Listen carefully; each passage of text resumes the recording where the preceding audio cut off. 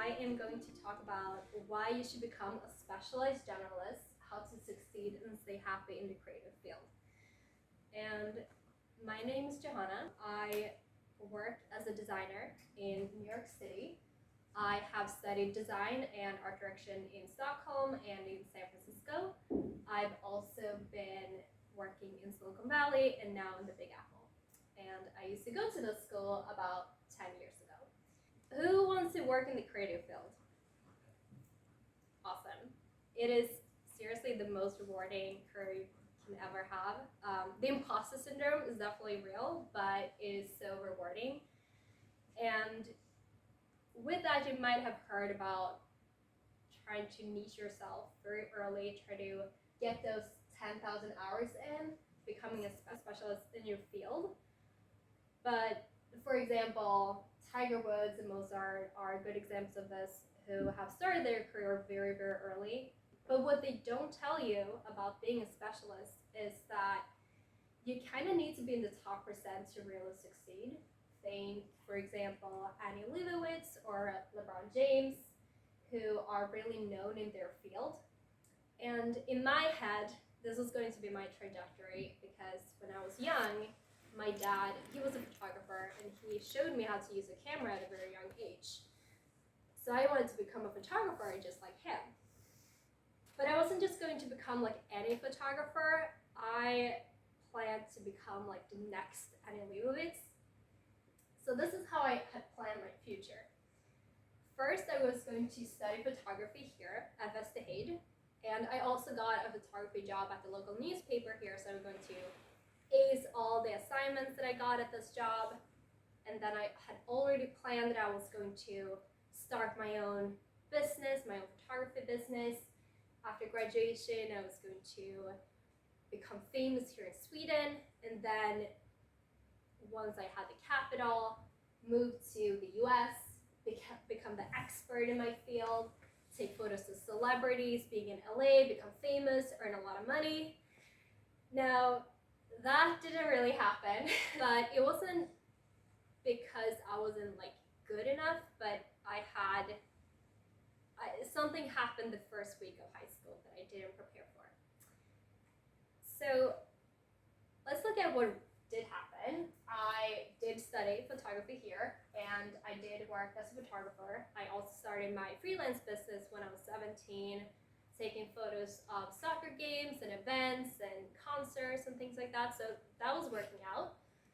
But I fell in love with graphic design, like madly in love. And it didn't make sense because I loved photography. It was like a stable relationship.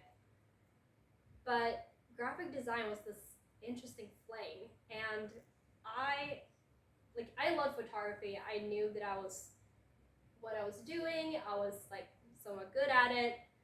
And I was so bad at graphic design in the beginning, but I still loved doing it, and I still wanted to like pursue this career, like doing design. So I kind of freaked out when I was in my last year, my final year, because my big plan about becoming, a famous photographer, I wasn't really excited about that anymore. So should I continue with my like stable relationship, or should I go after my flame?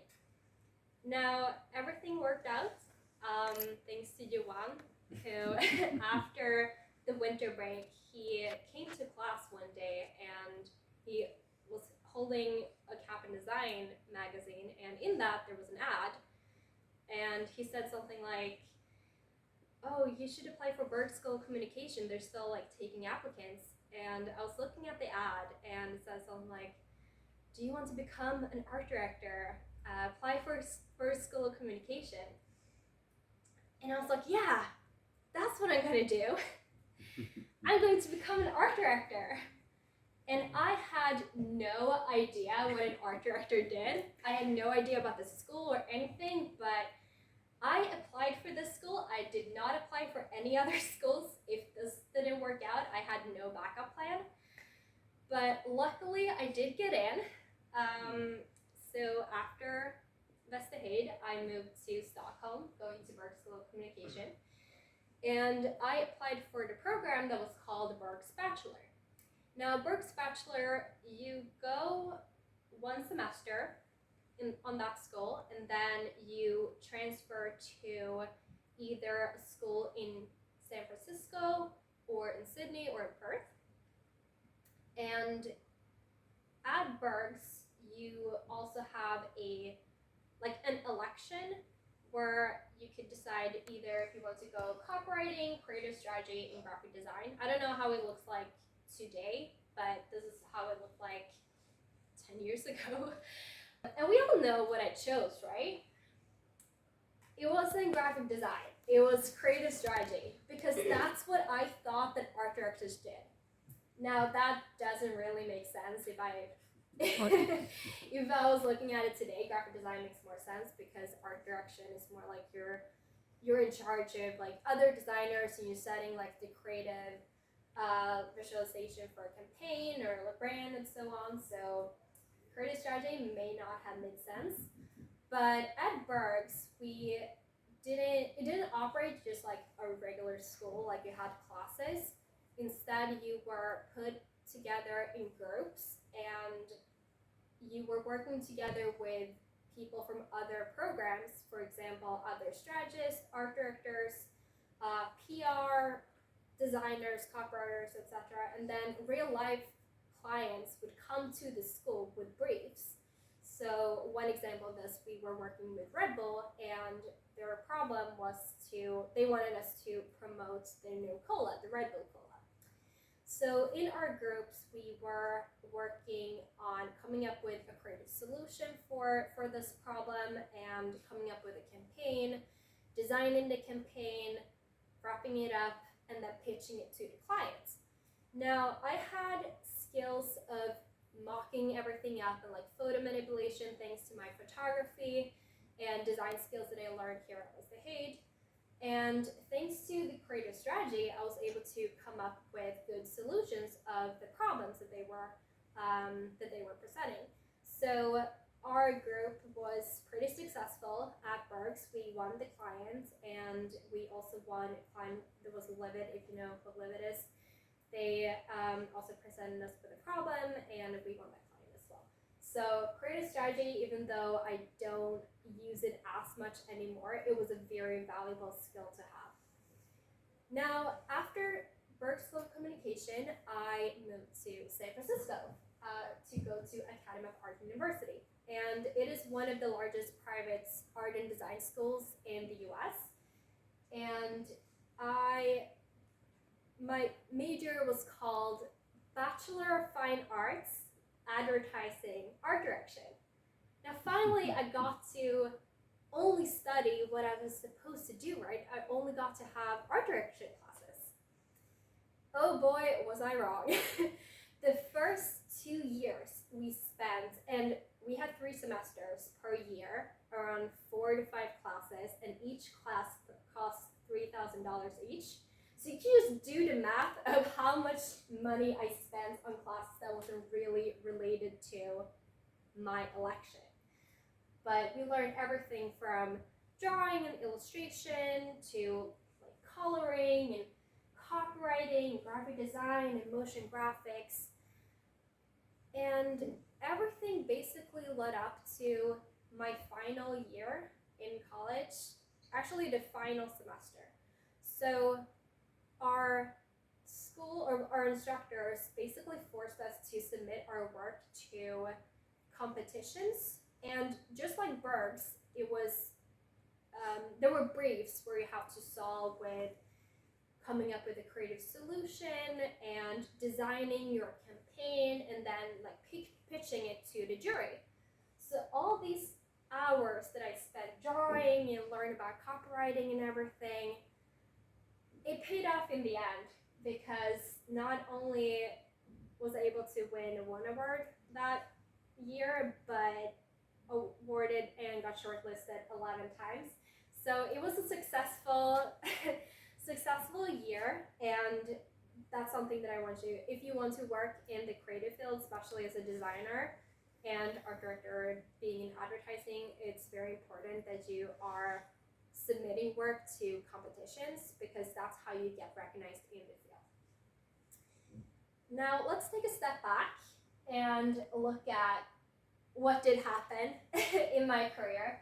So every single point here is where I learned a different skill. So learned photography here at Vesterhaid, graphic design, creative strategy at Bergs, advertising and art direction at Academy, and then after, or no, actually during my school or in Academy, I was reading a book about social media, not related to my field at all, but I was reading this book and then I got an ad about a social media strategist job. And I was like, okay, that sounds fun. I read the book about social media. I should apply, right? So I got the job, and that's where I learned more about social media. And this was like 10 years ago, so those rules don't apply now. But it's a very good skill to have, especially today where almost like all the advertising now is social media related. So I'm very lucky to have had that experience. And then after college, I started working at a tech startup in Silicon Valley called Tubi. And Tubi is today one of the largest streaming services. Think of Netflix, but it's free. So it's one of the largest streaming services in the US, and there I got to learn everything about product design and also motion graphics. I took some motion graphic classes at Academy, but that's when I really got to apply my skills. And I wasn't even able to get the job there if I hadn't gone through like all this and learned all these skills, because I got to apply these every single day at my work. And we got acquired by Fox Entertainment in 2020, so I had the chance to see the company grow from 40 people when I started there, and we were a very small design team. It was basically me, one product designer, and a design lead, to what we are today. We're, again, like the largest streaming company, so it's very exciting to see the growth, and I'm super excited to see what's next in my career and what I'm going to learn next. So that's my life story. So going back to being a specialized generalist. So first of all, not only is it easier to find a job as a generalist overall if you have multiple different skills, because there's more jobs in the market that you could apply for, but also if you become a specialized generalist, and I'm going to talk about like what that means. But basically you can create your own top percent environment. Just like LeBron James, just like Annie Leibovitz, you can become the specialist in what you create. So if we take designer, for example, and they're the T-shaped designer, let's say that you have expertise in UI design, and you only do UI design, and you become the best at it, amazing. Not everyone gets there, so it's important to get a wide variety of skills that support your UI design, what you want to get known for. So for example, if you know some UX design, I don't even think there is any jobs on the market that only does UI design. So if that what interests you, definitely learn about UX as well. But also if you know some branding, if you know prototyping, some code, then you can become what we call in the field a creative unicorn. These are really hard to find, but you become very valuable on the market. And what's beautiful about being a T-shaped designer is that eventually you become more of a M-shaped designer. So you will eventually, as you are continuing to work on these other skills, you'll have expertise that keeps on growing, right? So as long as you not only work on one skill and work on these others as well, you can become really, really valuable. So if there's anything that I want you to take from this little talk, it's this. So if you ask any T-shaped professional out there, they'll tell you that being skilled at many things help make them great at the one thing that they're known for. So I'm going to repeat that. being skilled at many things will help you become great at the one thing that you want to get known for. So if we take me as an example, my focus area is branding. That's what I like to do when no one's watching. I like to do rebrands of different like small personal projects. But then I have all these other skills that support my branding, motion, graphics, product design, and then of course photography, advertising, and then some illustrations, social media, and so on. So let's take a couple of other examples. Let's say that you want to become an illustrator or you really like to draw. Now, if you only focus on illustration, that's great, and you want to become ultra specialized, then you need to work really, really hard. But if you also learn a couple of other skills, and I'm just taking these as examples, but let's say that you know some branding and you can incorporate illustration in like branding guidelines, or you know some video production, you can incorporate that in your illustrations. Maybe you know some motion graphics to make your illustrations come to life. Like, that's amazing. That's how you can earn a lot of money, and if that's important to you, but also like that's how you get more fulfilled and find jobs on the market. Or let's take video production, for example. I had a friend who were in New York. He was doing like small projects, like small commercials and like very small video projects, but he didn't get enough jobs, so he started to learn a couple other skills on the side. So he learned some motion graphics to create videos and promotions, and then some advertising skills and photography and illustration. And now he is the creative manager. I got to work with him, and he's very, very successful. And he wasn't able to get there if he didn't learn these other skills. So a couple of action steps for you. I want you to first have an exploration phase. I certainly did. And stay curious and don't be judgmental of your own skills. Like, if I had stopped doing graphic design because like how bad I was, then I wouldn't be where I am today. So definitely be curious and try out different things. When you go to class, when you go to photography class, for example, that you don't like, maybe you like doing drawing mostly, still like do your best at the photography classes, because you never know when you're going to use that skill. And then later on in your career, try to find 2-3 things that you really enjoy doing and create your own little niche and work really hard at these skills and become the top percent in your own field, so to speak. And then of course keep creating, do self-initiated projects, and build your portfolio early. That's how you can start working as a creative directly after high school or after college.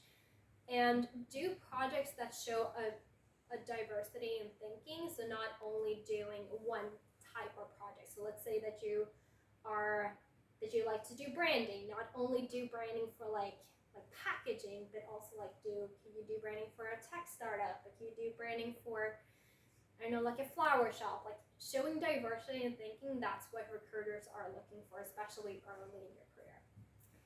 So with that, I didn't get to become a famous photographer. I still do some photography on the side, but I get to do what I love every single day. I get to do packaging and brand identity and commercials, work with amazing actors and campaigns, design systems, product design.